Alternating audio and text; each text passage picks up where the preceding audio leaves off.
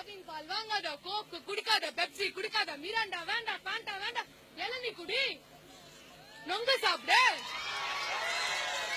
இப்ப தெரிஞ்சிருச்சுல்ல, நீங்க தாங்க புரிய வைக்கணும் எல்லாத்துக்கும். இது தப்புன்னு சொல்லுங்க. ஏ டு பாலால வர எல்லா நல்ல விஷயத்தையும் சொல்லுங்க.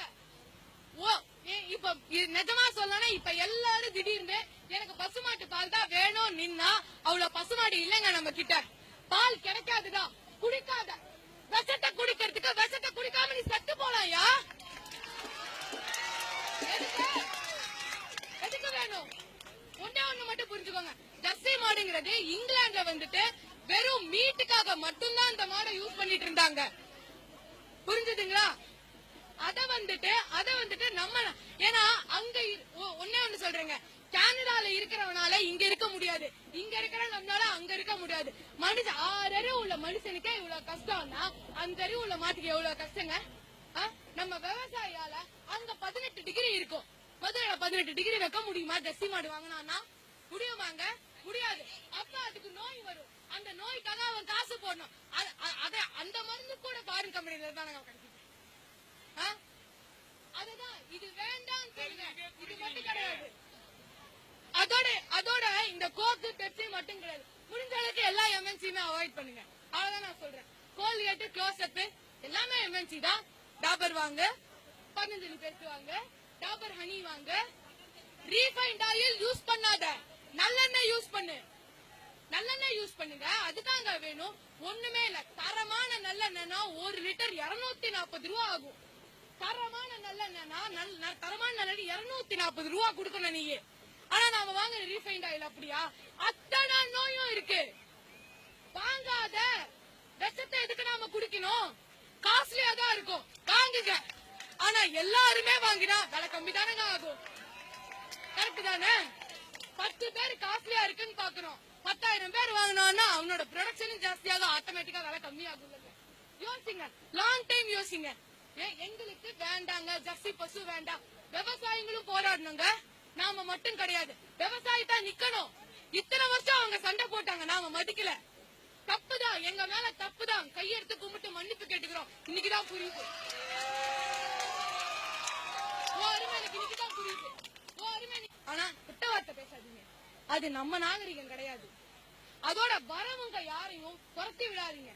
வந்தாரையும் தமிழங்க இது.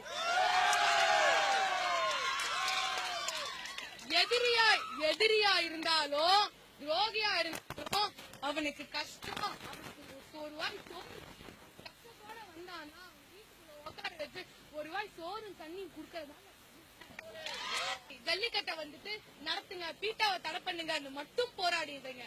இதுதான் எங்களுக்கு வேணும். இத்தனையும் நடந்தாதான் போராட்டத்தை விடுவோம். 500 மாட்டை இறக்குனால திருப்பி கொண்டு போய் கொடு. நிறுத்த மாட்டேன் என் போராட்டத்தை. சோறு தண்ணி இல்லாம கூட குடுப்ப இருப்ப, விஷத்தை குடிக்க மாட்டேன். என் விவசாய நான் சாக விட மாட்டேன். இது நடக்க கூடாது. இத்தனை வருஷம் அடி பட்டு பட்டு பட்டு இப்பதான் புத்திக்கே உரைச்சிருக்கு. இப்பவும் வெறும் உணர்ச்சி வசமா போராடுறதுனால எதுவுமே நடக்காது. அறிவுபூர்ணமா யோசிங்க. எதுக்குங்க இன்டர்நெட் இருக்கு? டைப் அடிச்சு பாருங்க. எத்தனை காலமாடு இருந்தது, இப்ப எத்தனை இருக்கு, எத்தனை வெரைட்டி இருந்தது, எத்தனை இருக்கு. சென்சஸ் எடுங்க, கிராமத்துக்கு போங்க, ஒவ்வொரு விவசாயி கிட்ட எத்தனை மாடு இருக்குன்னு பாருங்க. இப்ப இந்த போராட்டம் முடிஞ்சதுக்கு அப்புறம் நான் அதுலதான் இறங்க போறேன். எத்தனை இருக்குன்னு பாருங்க. அத்தனை மாட்டை எப்படி இனப்பெருக்கம் பண்றதுன்னு பாருங்க. ஆராய்ச்சி பண்ணுங்க. விவசாயிக்கு நீங்க சொல்லிக் கொடுங்க, படிச்சவங்க தான் சொல்லிக் கொடுக்கணும். புரிஞ்சுக்கோங்க. எல்லாத்தையும் இப்ப என்னன்னா ஒரு காமன் தமிழ் லாங்குவேஜ் ஆயிருச்சு. நிறைய பேருக்கு இங்கிலீஷ் புரியாது. ஆனா சில இடத்துல நாம என்ன கட்டாயமா இங்கிலீஷ் தான் அப்படிங்கறது ஆயிருச்சு. அப்ப கட்டாயமா இங்கிலீஷ் தான் வரும்போது என்னங்க, படிச்சவங்களுக்கு தான் அது புரியும். நீ படி, நீ புரியாதவங்களுக்கு சொல்லு, அப்பத்தான நடக்கும். படிச்சவங்க மட்டும் சும்மா இருக்க, சும்மா போராட்டம் மட்டும் இல்லங்க. சட்டப்பூர்வமா நாம போனோம், லீகலா நாம நடத்தணும். அதுதான் நமக்கு தேவை. சோ லாங் டைம் திங்க் பண்ணுங்க. பசுமாடுதான் வேணும்னு சொல்லுங்க. எங்களுக்கு இந்த ஜல்லிக்கட்டு இதுக்காகத்தான் நாங்க ஜல்லிக்கட்டை நடத்தணும்னு சொல்லுங்க. எங்களோட இனம் அழிய கூடாது, இந்த மாதிரி அழிஞ்சா இந்த மாதிரி எல்லாம் பிரச்சனை வரும் அப்படின்னு அதையும் சொல்லுங்க. நமக்கு அறிவில்லைன்னு நினைச்சிட்டு இருக்காங்க, அவங்கள விட நம்ம புத்திசாலின்னு சொல்லுங்க.